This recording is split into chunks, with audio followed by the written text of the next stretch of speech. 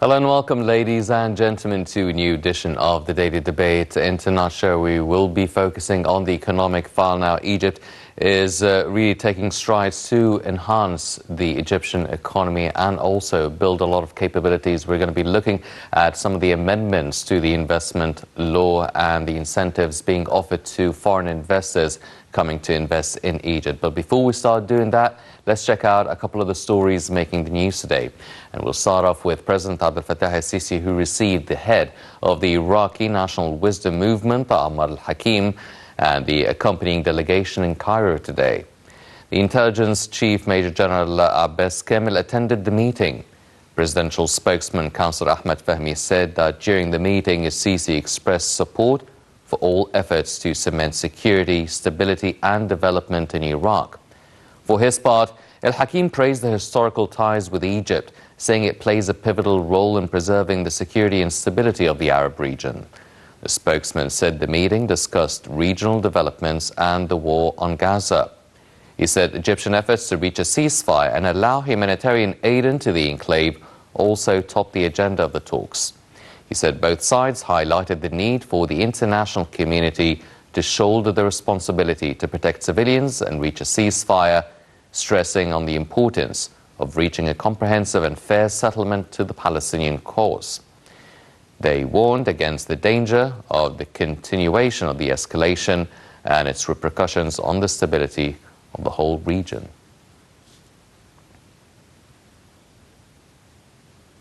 In Egypt, expressed regret today over the UN Security Council's failure to adopt a ceasefire resolution in Gaza. The Foreign Ministry said in a statement that blocking a ceasefire resolution in a military conflict that resulted in the death of more than 29,000 civilians, most of them women and children, is tantamount to unprecedented, disgraceful failure in the history of the Security Council's dealings with military conflicts. Earlier in the day, the United States again vetoed a draft United Nations Security Council resolution on the Israeli aggression in Gaza, blocking a demand for an immediate humanitarian ceasefire. 13 council members voted in favor of the Algerian drafted text, while Britain abstained.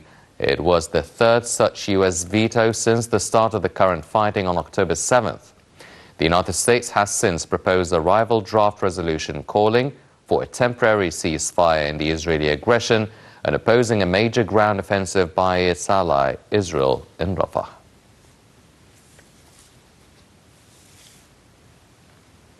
These were a couple of the stories making the news today, but now turning our attention to tonight's debate. Let's check out this report regarding Egypt investing trillions in infrastructure, looking to boost the Egyptian economy. Let's check it out and we'll be right back.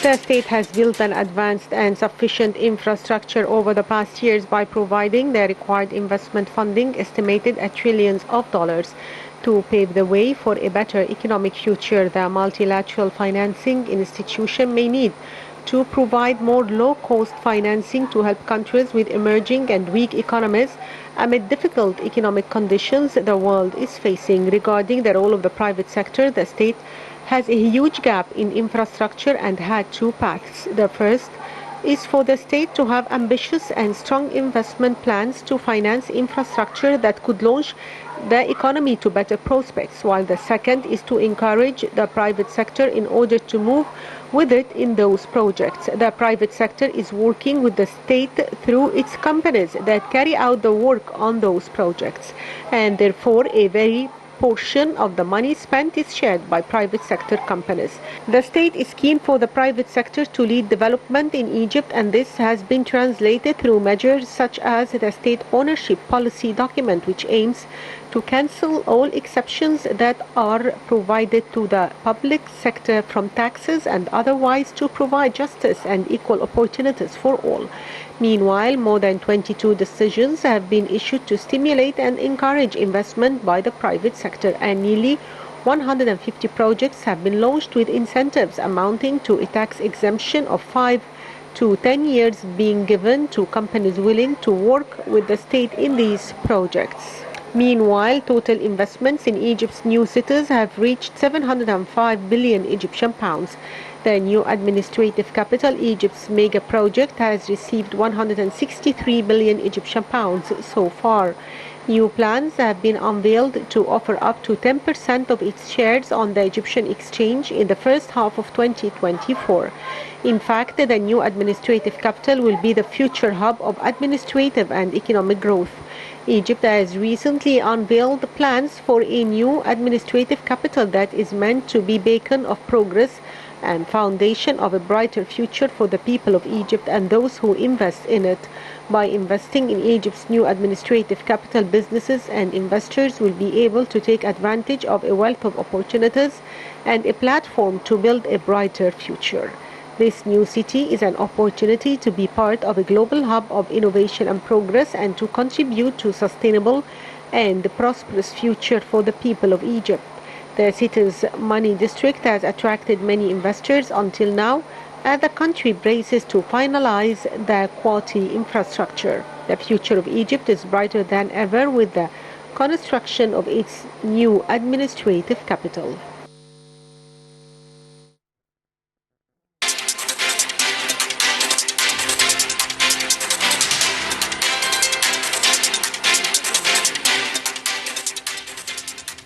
Welcome back, ladies and gentlemen, and we're joined here tonight in the studio by Dr. Mohammed Roshdy, the economic and banking expert. Dr. Roshdy, thank you very much for joining us this evening.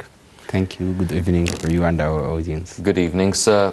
Now, talking about how the government is really trying to boost and really solidify and strengthen the future of the Egyptian economy. Now, billions have been spent on infrastructure over the past years.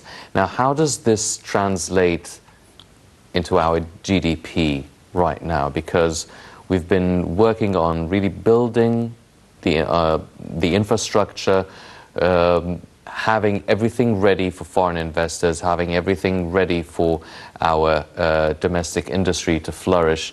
But obviously, the whole world has suffered through a lot of different crises that affected economies worldwide. But when do we see a return on investment for the billions being spent on infrastructure?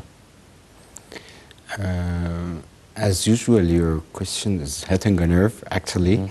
But I would like to answer your question from two aspects, the dogmatic part and the pragmatic part, which is, if I would like to return back to simplify to our audience from the dogmatic part, our GDP structure actually is consisting of three main things, which is the agricultural part and the industrial part and the service part.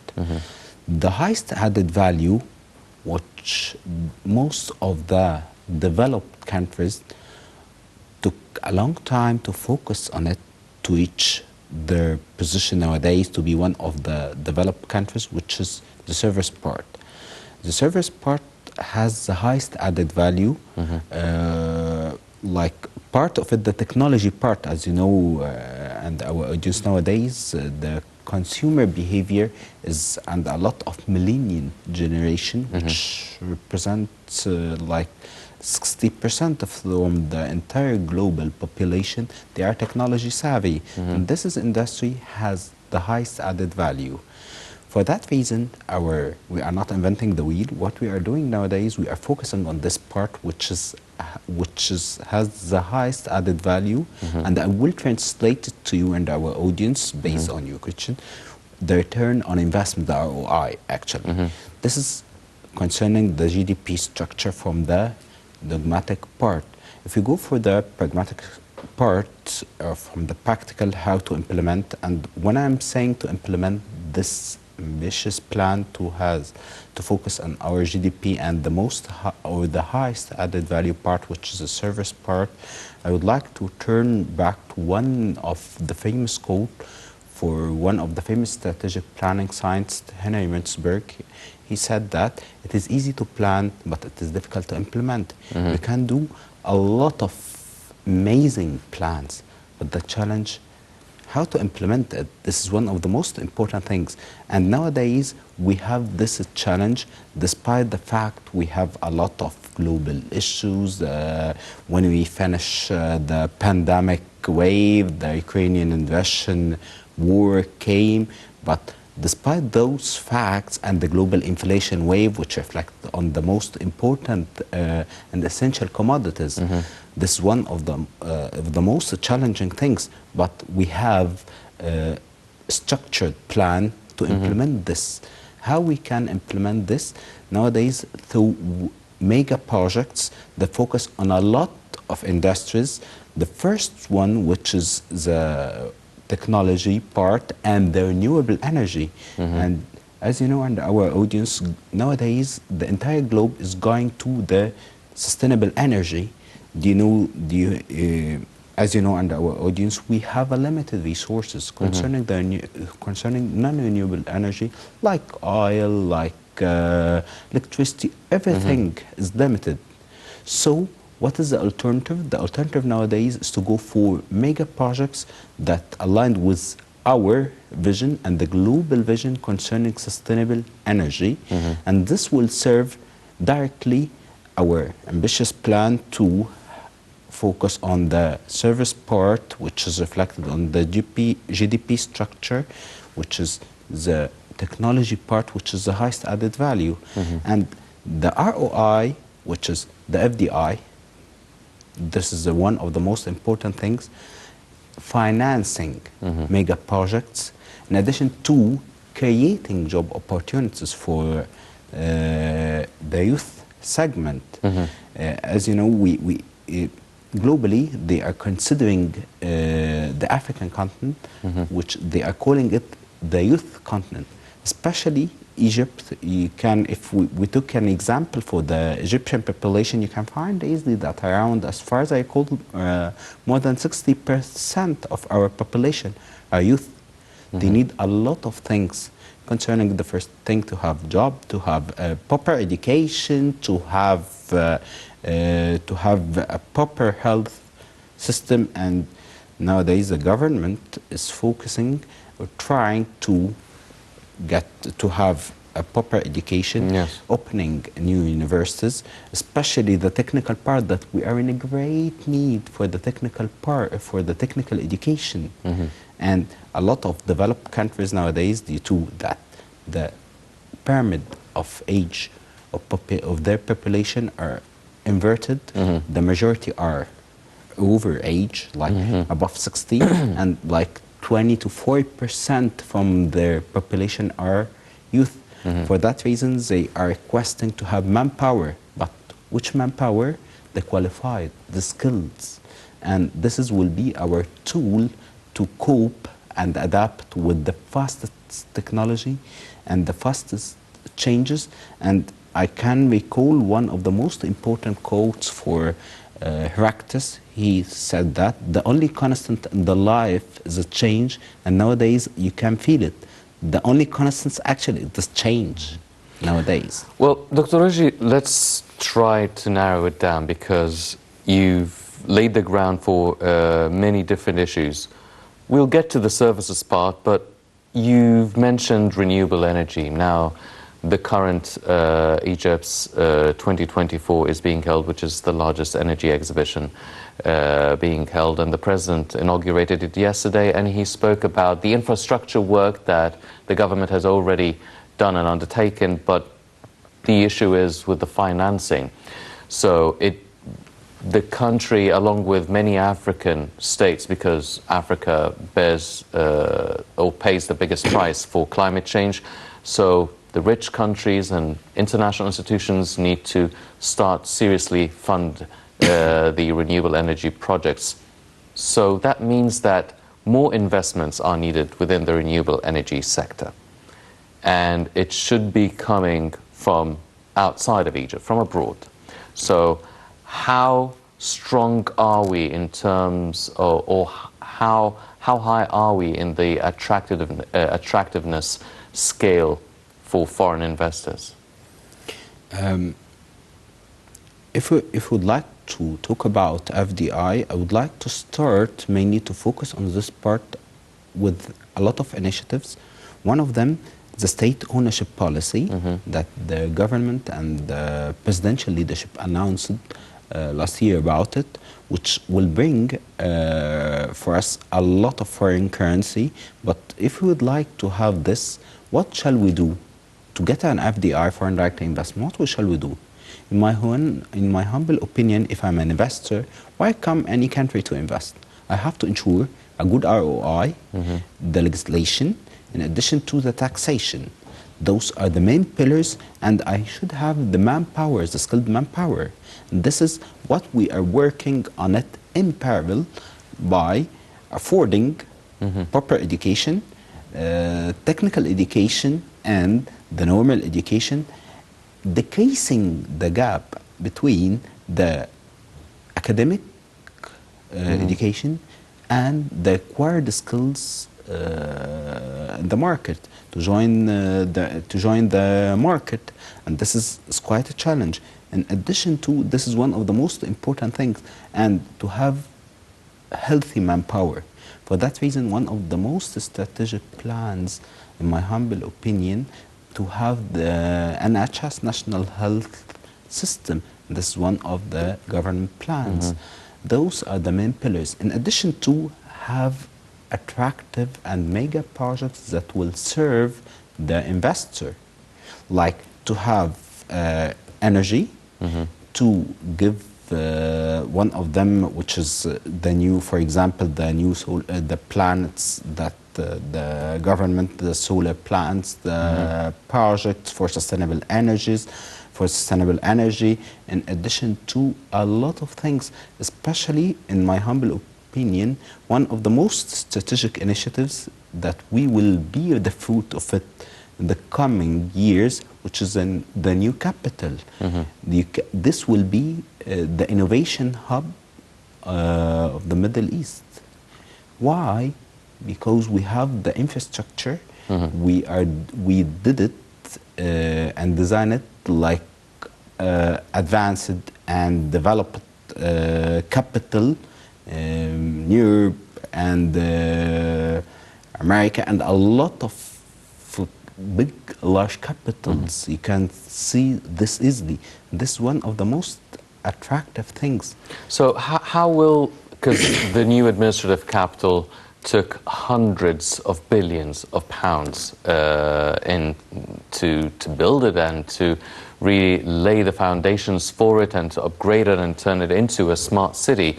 So simplify it and try to explain how such an investment would actually have a positive effect on the Egyptian economy.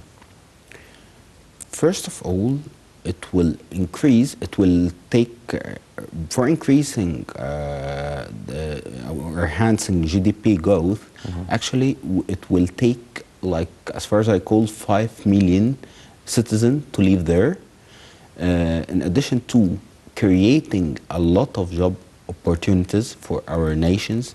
And you can't find easily, despite the global crisis, as I elaborated previously on the beginning of our episode, like COVID pandemic, the Ukrainian-Russian war, and after that Palestinian-Israeli war, a lot of crises that negatively impact the global things. And you can find easily that there's a global inflation wave. You can find a lot of developed countries, for the first time from 40 years, you can find their inflation rate reached to 9–10%. We couldn't hear that previously. And this is a global inflation wave due to the global crisis that conceptually they came like the gap, as far as I call, maximum 2 years. What we are doing in Egypt, that this capital will be the hub of innovation. It have a lot of mega projects, housing, in addition to health institutions, entertainment, business. A lot of multinational companies will have their headquarters, the Middle East, in this capital, and this will positively reflect and will get the return. I believe it will pay back within coming like we are talking about 3 to 5 years maximum, in my humble opinion. Would that include the money district that is located in the new administrative capital? For sure. This is one of the most strategic things that we will work on it. If you can see it in an analytical way, there is two things for expenses.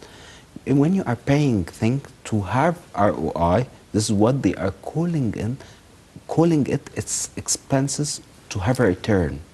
But if when you are paying things for consumption, like getting goods and services, this is expense for consumption. But the challenge nowadays, how to finance those mega projects. This is not only a local challenge, this is a global challenge. In a lot of, I will not say developing countries, I will say it, and I'm extremely confident, a lot of developed countries, how to finance. Yes. This is a challenge. And what is the return on investments? And the government did smart things to give any investor tax incentive that you will be waived from, you will have tax exemption, as far as I recall, from 5 to 10 years. This is one of the most important things. Yes. Accordingly, your ROI and the payback period will decrease. For that reason, if I'm an investor, why shall I invest in Egypt? Despite the fact we have a lot of countries that we can get a high return, but Egypt has a lot of strengths. One of them, the new infrastructure, which is totally new. It's not all like the new capital. In addition to the manpower, skilled manpower, in addition to the legislation, atmosphere, environment, in addition to the tax incentive, that those things will positively reflect on the ROI. The last challenge, the political stability, and you can find it easily, because if I'm an investor, I would like to get part of my profit back to the headquarters or the mother country. And this is quite what's happening in Egypt. Yes. Well, ladies and gentlemen, the government has introduced a lot of tax incentives to really help and stimulate the foreign direct investment recently. Let's check out this report and we'll be right back.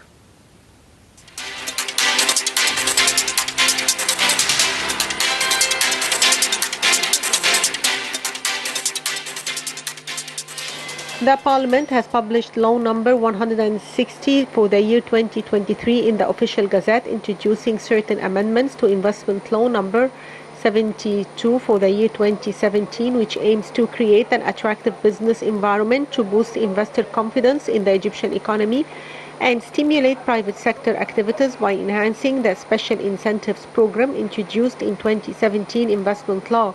Foreign investors should evaluate the provisions of the new law and consider the available tax relief options on boosting the special incentives granted to foreign investors, developing the distribution of investments across the country, and expanding the range of eligible companies to establish, operate, and manage projects in Egypt. The amendments in the new law are in line with the government's aim to promote a comprehensive and sustainable investment environment by facilitating the process for foreign investors to operate in Egypt. It expands the special incentives stipulated in the investment law for investment projects and develops the distribution of investments across the country. Law 106 introduces a new cash investment incentive for investment projects and expansion of projects that carry out one of industrial activities falling under the existing special incentive program. Under this new incentive, the investor is entitled to a refund of between 35% and 55% of the tax paid in the corporate tax return on income generated from the business operation. To take advantage of the cash investment incentive program, project owners must meet the following conditions. At least 50% of the project funds must depend on foreign currency from abroad. The activity must begin within 6 years following the enforcement date of Law 160. The Egyptian cabinet may extend the 6-year period up to a maximum of an additional 6 years. The Egyptian Ministry of Finance must grant the refund to the investor within 45 days from the cut-off date of the tax return filing, failing which a late payment fee should be paid to the investor. Law 160 allows for an extension of the period during which the special incentives apply if the company is established within 3 years following the enforcement date of the executive regulations of the investment law, and the cabinet issues a decision that it is permissible to extend the applicability for periods not exceeding 9 years in aggregate. Law 160 also introduces the following exemptions as additional incentives: exemption from charges for lands allocated for projects establishment for a maximum period of 10 years from the start of operations based on a proposal by the competent minister; exemption from contributing to the costs of establishing infrastructure, public services and utilities at a percentage not exceeding 50% as granted by decision of the Prime Minister based on the parameters determined by decision of the Supreme Council.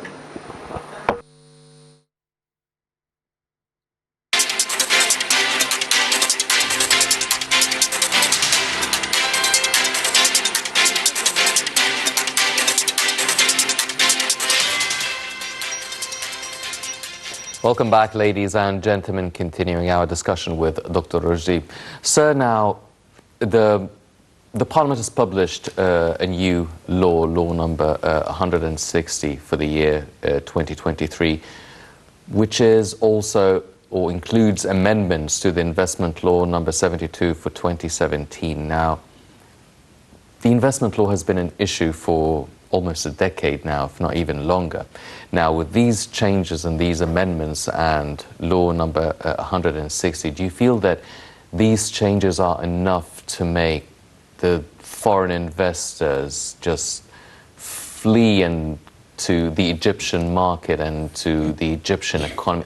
Are these enough? You've spoken about tax exemptions for 10 years, which is great, but one of the common concerns for foreign investors about investing in Egypt was it was easy for them to get into the market, but it was very difficult for them to get out whenever they wanted to.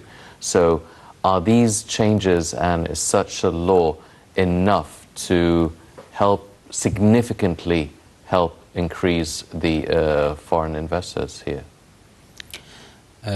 One of the most important things that or let me tell you the smartest thing in this law, that when you are putting tax exemption, actually you are putting it conditional. I would like to clarify or to elaborate to our audience how it could be conditional in addition to it help the domestic industry, because the government, when they are putting, or the parliament, when they are putting this, they put one condition that the components of any industry should 50% will be local components. And this will help a lot of things in addition to enhancing giving a great or create job opportunities, supporting local industries. This is in addition to a lot of things that will help and enhance the GDP structure. One of the most important things, as you know, and our audience, if I'm an investor, I'm totally afraid I would like to put my investment in a country. But how, if I would like to, I will not say I would like to withdraw or go back to my country with everything, because we are not targeting what they are calling it the hot money. The hot money, it's temporarily, it will boom for a short term, but if we are building a new republic, we are building it with this or on a solid pillars. One of them to have foreign direct investment, which is sustainable financing. This is one of the most important things. And nowadays, one of the most important messages that the government give, that any investor invest and he would like to transfer part of his profit or the entire profit to the mother company, they will do this. But if I'm an investor, I would little be greedy. I would like to reinvest my profit to maximize my wealth. This is one of the most important things. By this way, the government is trying to absorb or to encourage or motivate people or investors to reinvest their profit. For that reason, you can see a lot. I'm a multinational company, but I will not return back with my money or with my profit. Why? Because if I return it back to my mother country, what I will take as a return on it, like 5 to 10%. Nowadays, you can get 20 to 25, 30% return on investments. If I am an investor and I have the rationale, what shall I do? Shall I go back to with my profit or reinvest my profit in the country, especially if a potential country? And nowadays they are calling African and a lot of developed countries potential market and tiger economies. What's tiger economy? We can say it's metaphor for like a tiger. When a tiger is going to take its food or anything to get it, he going slowly, and then after that he is getting fastly. For this, metaphorically, they are saying or just describing the African and the Egyptian economy that is a tiger economy, that it will boom, but we need to have the enough investment, the infrastructure, financing those investments, and to have a strategic vision. We have to, everything, as you know, and our audience, it has it's like, we can say, bill. We have to pay for it. Nothing is for free nowadays. Yes. You have to know that, and our audience, to reach our optimum goal, we have to focus to reallocate our resources to strategic and mega projects, to reallocate our resources to service and the goods that will be part of industries, not for just consumption. It's important to have consumption, but to what they are calling, set our priorities. We shouldn't pay for a luxury products, for example, and why not we know to take the know-how and do this in our country? It's not, this is not rocket science, and we are not inventing the wheel. We are just getting the best practice, and we have the willing. This is a challenge, actually. Yes. Well, Dr. Roshdy, the predicted growth for Egypt's real GDP for 2024 is 4.1%. Now, that's within the MENA region, and that puts Egypt in second place behind Libya. And obviously, Libya is rich in oil, and that plays a big part. But do you feel that this is a realistic prediction for Egypt's GDP to grow by 4.1 or to reach 4.1% in light of the current circumstances, the situation in Gaza?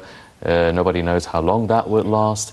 The inflation Egypt is suffering along with the rest of the world, the fluctuation within the value of the Egyptian pound against the dollar. Is this a realistic prediction? And should we expect to reach 4.1%? Should we expect much less, or should we be more hopeful? I'm totally optimistic. I believe this is it's rational to go by 4%, but I believe we can do better than that. But actually, due to a lot of things that you mentioned previously, like the Palestinian and Israeli war, and the Russian and Ukrainian war that reflected on the essential commodities prices, you know, those global things, in addition to the global inflation wave, those things little bit, it's limit our ambitious plan to have more GDP growth rate, but actually it makes sense based on the mega projects and the investments and the FDI that we are expecting to come after a lot of changes that will happen. And as I told you and our audience, we are in a world that the only constant is a change. You can find that one day one of the most important economies, like 50 years ago, is the USA. Nowadays, it changed. You can find China, you can find India is coming nowadays. The BRICS that Egypt joined, BRICS at the beginning of this year. Why? Tell me. Nowadays you can find easily that why developing countries or strong economies are inviting one of the Arab countries like Egypt to join the BRICS. Why? Is this a favor they are doing just to treat us? No, it's a mutual benefit.